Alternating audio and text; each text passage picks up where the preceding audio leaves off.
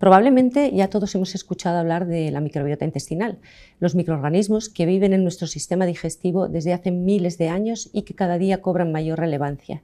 Si no lo habéis escuchado, este es el vídeo adecuado para aprender y entender qué es la microbiota intestinal, cuáles son sus funciones, qué síntomas de los que tenemos habitualmente pueden estar implicados en este desorden y qué síntomas y qué desórdenes podemos resolver a través de la alimentación para modificar esos microorganismos y con ello repercutir en nuestra salud. A lo largo del tiempo, estos microorganismos fueron evolucionando junto con nosotros de manera tal que a día de hoy son esenciales para un correcto funcionamiento del ser humano. Nuestra vida no sería posible sin estos microorganismos. Existen más de 1000 especies descritas solo de bacterias en nuestra microbiota intestinal y cada una participa en un tipo de función diferente. Normalmente existe un equilibrio entre estos microorganismos en nuestra microbiota intestinal. Si rompemos este equilibrio, permitimos que sobrecrezcan determinados grupos en detrimento de otros y dependiendo de cuál sea, a veces conlleva al sobrecrecimiento de determinados microorganismos como puede ser la cándida, parásitos, bacterias proteolíticas. Como punto de partida inicial tenemos que entender que existe la microbiota intestinal que es beneficiosa, las bacterias beneficiosas y aquella que produce sustancias que nos favorecen la salud y aquella microbiota que es perjudicial si sobrecrece, porque produce sustancias tóxicas y proinflamatorias. Ambos grupos hacen parte de nuestra microbiota. El problema no es que no tengamos que tener esas bacterias potencialmente perjudiciales. El problema es su sobrecrecimiento, que haya demasiada cantidad de estas. Eso es la clave para tomar decisiones a la hora de alimentarnos, mantener el equilibrio del ecosistema intestinal. Lo primero que tenemos que entender es que lo que comemos modifica nuestra microbiota intestinal.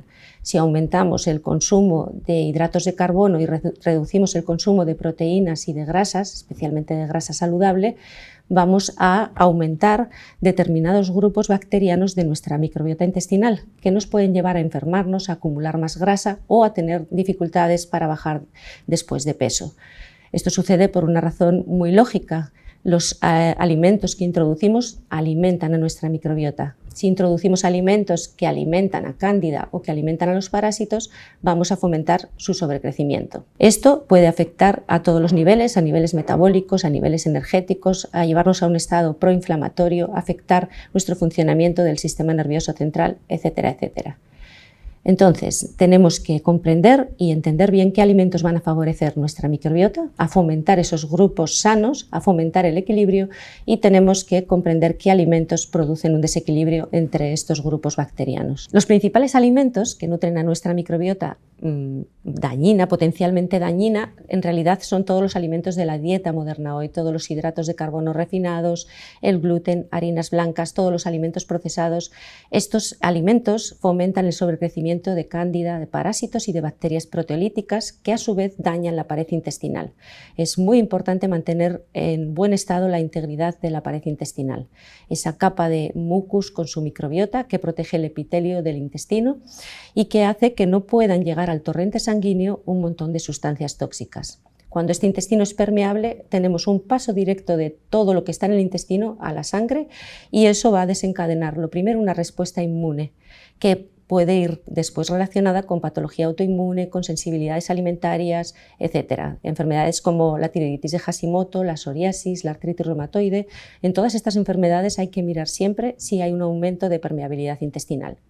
Si entendemos qué alimentos fomentan este crecimiento excesivo de esos potenciales patógenos, podemos evitar consumirlos, hacer una dieta de evitación y recuperar con ayuda de pre y probióticos el ecosistema intestinal y su equilibrio y evitar enfermedades a futuro. Por otro lado, tenemos una microbiota beneficiosa que debemos mantener sana y hay que alimentarla.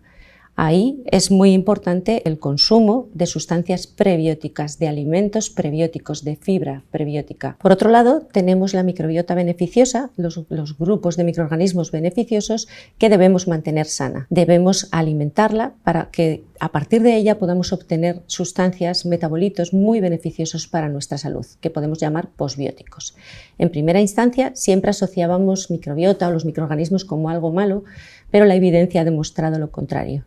La microbiota sintetiza aminoácidos, vitaminas, nutrientes esenciales neurotransmisores que intervienen en nuestro estado de ánimo. Todas estas sustancias son aportadas por nuestra microbiota, por esa microbiota beneficiosa, y la totalidad de la microbiota en equilibrio es beneficiosa para el ser humano. Lo mejor que podemos hacer para lograr esto es tener gran variedad en el intestino. Para tener diversidad en el intestino tenemos que tener diversidad en la mesa y variar mucho la alimentación. Es muy importante la diversidad. La falta de diversidad microbiana ya es en sí mismo un desequilibrio de microbiota.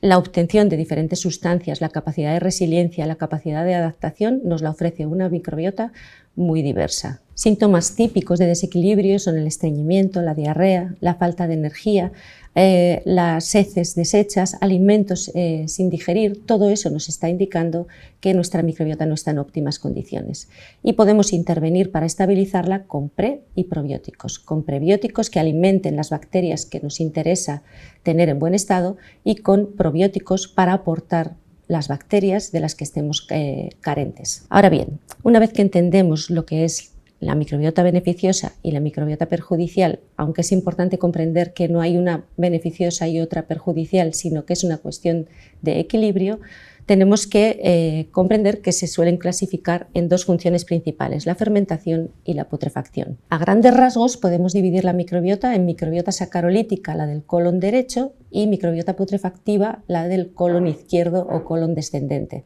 En general, las funciones de degradación, de fermentación de hidratos de carbono se hacen en el colon derecho, y la putrefacción, la proteólisis, la digestión última de las proteínas se hace en el colon izquierdo o en el colon descendente. Hay un dato muy relevante con esta división, y es que si tenemos molestia en la zona derecha del colon, en general vamos a tener problemas de fermentación, y si nos duele la parte izquierda del intestino, podemos tener exceso de bacterias proteolíticas o de microorganismos putrefactivos. Esto es importante porque solo con un signo podemos deducir qué nos puede estar pasando. Cuando comemos hidratos de carbono y no tenemos una buena microbiota de fermentación, pueden generarse muchos gases en esa zona del colon derecho que dan molestias. Esos gases no tienen mal olor.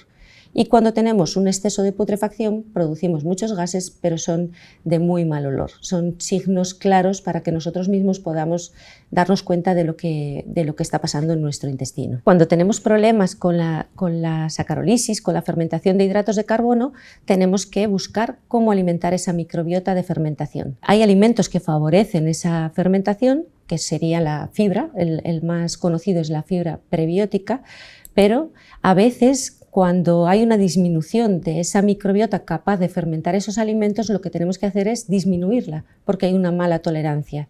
Entre tanto, habrá que ir trabajando esa microbiota para ir levantándola, y así en un breve tiempo podrá tolerar la fibra, y poquito a poco ir subiendo esa microbiota que se encarga de la sacarolisis, de la degradación de los hidratos de carbono. Así que cuando tenemos problemas de fermentación, a veces tenemos que eliminar de la dieta la fibra hasta poder desinflamar, intervenir quizá con otras sustancias como un posbiótico, el butirato, con los omegas, desinflamar, para después poder intervenir con la fibra que va a alimentar a esas bacterias que se encargan de la sacarolisis. Otras herramientas, cuando tenemos, por ejemplo, un exceso de microbiota de putrefacción o microbiota proteolítica, algo de gran ayuda son los lavados de colon, las hidroterapias de colon, que nos ayuda a eliminar ese exceso de bacterias proteolíticas. Esto no es tan indicado cuando el problema es la fermentación, la molestia o la inflamación en el colon derecho, en la parte derecha, pero sí es muy indicado cuando el problema está en la putrefacción.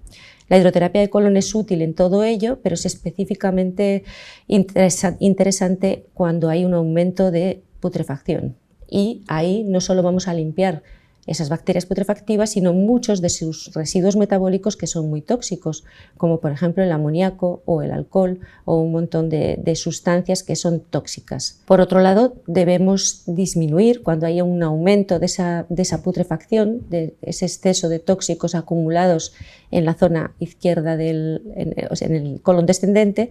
Tenemos que disminuir los alimentos que puedan aumentar esa putrefacción, como son pues, la carne, la proteína de origen animal, los frutos secos, bebidas alcohólicas.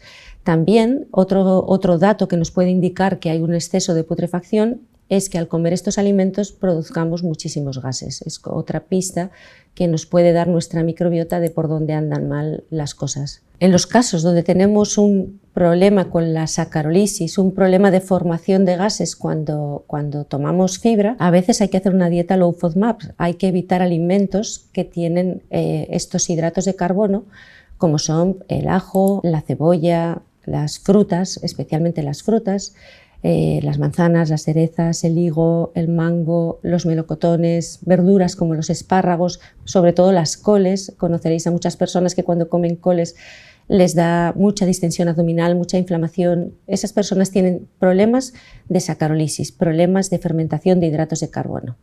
Entonces hay que evitarlos hasta que resolvemos la situación de base, y cuando hemos resuelto la inflamación hay que fomentarlos para que crezcan esas bacterias que necesitamos para realizar esta función. De esta manera podemos concluir que en función de nuestros síntomas podemos ver qué alimentos tenemos que consumir más o tenemos que reducir según esté en aumento o en déficit cierta microbiota, ¿no? La que se encarga de la fermentación o la que se encarga de la putrefacción. En este contexto podemos aplicar distintas herramientas aparte de los cambios alimentarios. Podemos usar complementos alimentarios como son los probióticos, podemos apoyar la detoxificación hepática, que nos va a ayudar a recuperar el equilibrio en general de nuestro cuerpo.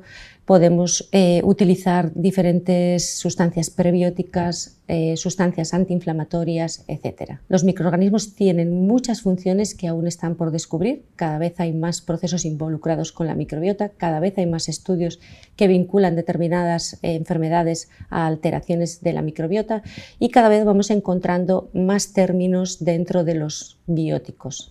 Tenemos, por ejemplo, los prebióticos como ese alimento de las bacterias, tenemos los probióticos, que sería el aporte de bacterias, los posbióticos, que son sustancias beneficiosas que produce nuestra microbiota y se pueden aportar con una suplementación. Tenemos incluso los paraprobióticos, que se utilizan las bacterias pero fraccionadas, no están vivas, es un lisado de bacterias. Escuchamos hablar de psicobióticos y se refiere a aquellos probióticos que tienen un efecto beneficioso sobre el eje intestino-cerebro, sobre nuestra salud psicológica o psicológica mental, ¿no? Unas de las sustancias más importantes que produce nuestra microbiota son los ácidos grasos de cadena corta, especialmente el butirato. Es uno de los suplementos que utilizamos muchísimo cuando precisamente esa microbiota fermentadora de fibra está bajita, entonces pierde esa capacidad de producir suficiente butirato. Lo podemos aportar de manera externa hasta que consigamos que nuestra microbiota lo produzca por sí misma. Es una de las moléculas más interesantes que cuida el epitelio intestinal, aporta la energía para esa barrera intestinal, es antiinflamatorio, tiene un montón de bondades que hacen que una microbiota sana que tenga una buena producción de ácidos grasos de cadena corta, tenga muchos beneficios para la salud. Está implicada en todos los procesos metabólicos y en muchísimas patologías, ahí con especial importancia. Por otro lado, también las bacterias no solo van a producir metabolitos interesantes para la salud, sino que también cuando tenemos, por ejemplo, un aumento de esas bacterias proteolíticas, vamos a tener una producción de sustancias muy tóxicas cuando están en una cantidad mayor a lo que el organismo puede eliminar. Por ejemplo, esta microbiota produce amoníaco, pero a partir del amoníaco se sintetizan aminoácidos, pero si tenemos un excedente de amoníaco no vamos a saber qué hacer con él y es tremendamente tóxico, afecta al epitelio intestinal, y estas son una de las grandes razones por las que tener un aumento de microbiota proteolítica es muy perjudicial para la salud. Aparte acaba dañando esa barrera intestinal y acaba llevándonos a una situación no local sino sistémica. Si el tóxico no solo está en el intestino, sino que atraviesa esa pared y llega a la sangre, el problema ya no es local, sino que afecta a todo el organismo. Además, la propia producción de esos endobióticos, de esas sustancias tóxicas, a su vez genera un terreno propenso a que crezcan aún más los patógenos y nos vamos metiendo en un escenario cada vez más complicado de resolver.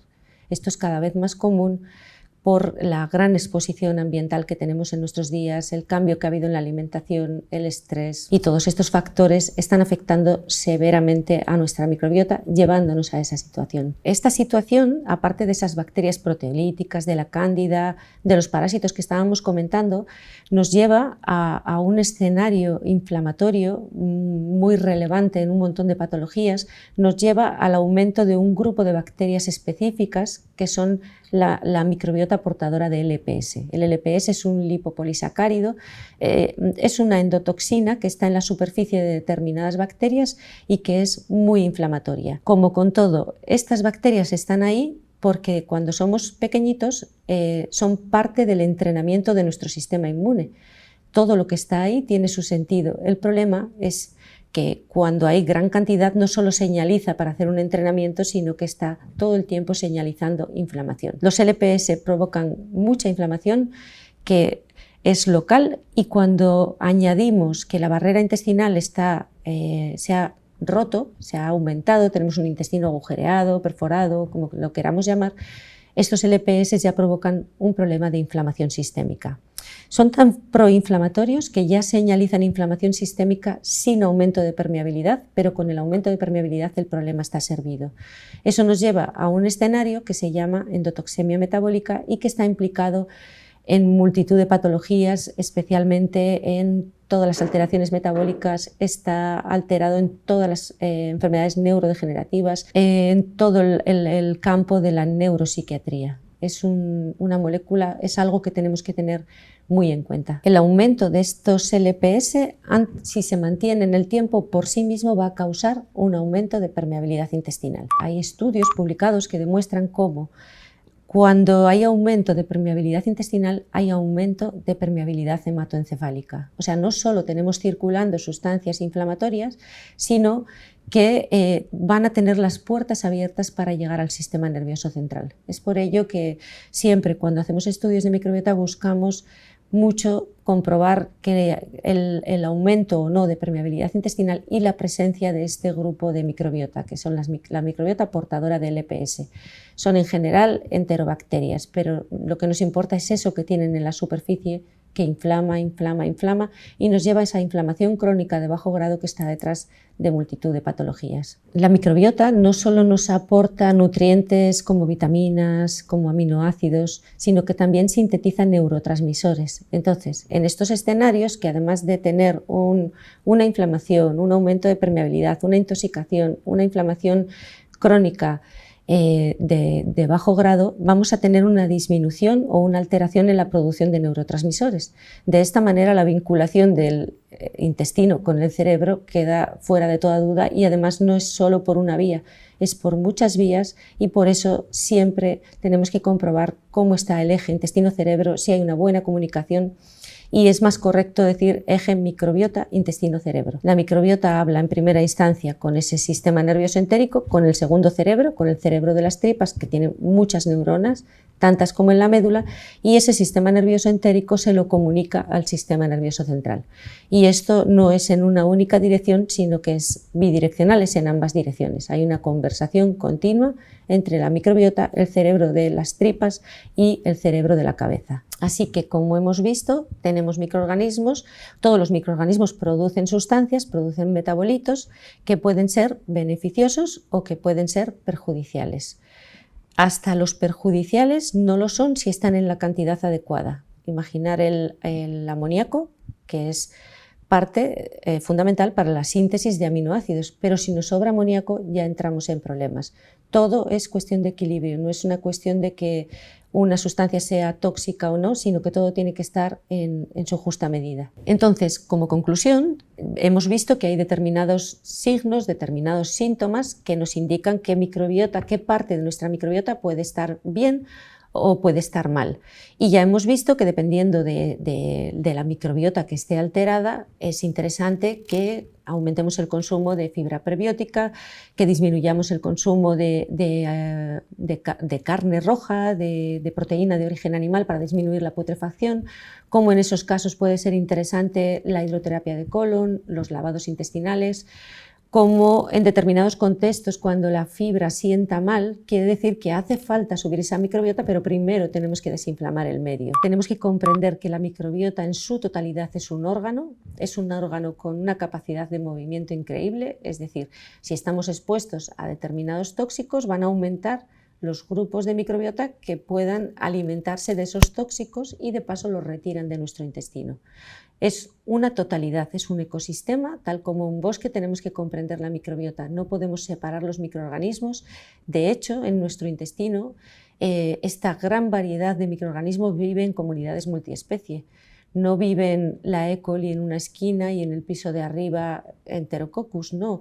Las bacterias, la cándida, los hongos, los virus, que también tenemos muchos virus en nuestra microbiota, todos los microorganismos viven en comunidades multiespecie. Son comunidades altamente inteligentes, como todo en la naturaleza, de manera que el residuo de unos sirve de alimento para el otro y de esa manera se tiene la mejor estrategia de supervivencia en comunidades y en equipo. Por otro lado, hay muchos recursos, la dieta tiene un gran impacto en microbiota, es imprescindible que si tenemos problemas de disbiosis, de desequilibrio de este ecosistema, hagamos modificaciones dietéticas y después tenemos un montón de recursos como son los prebióticos, los probióticos y un montón de suplementos, porque nos tenemos que dar cuenta que si ampliamos el concepto de prebiótico y no pensamos solo en la fibra, por ejemplo, los omegas son un prebiótico excelente que alimenta determinadas bacterias, los minerales.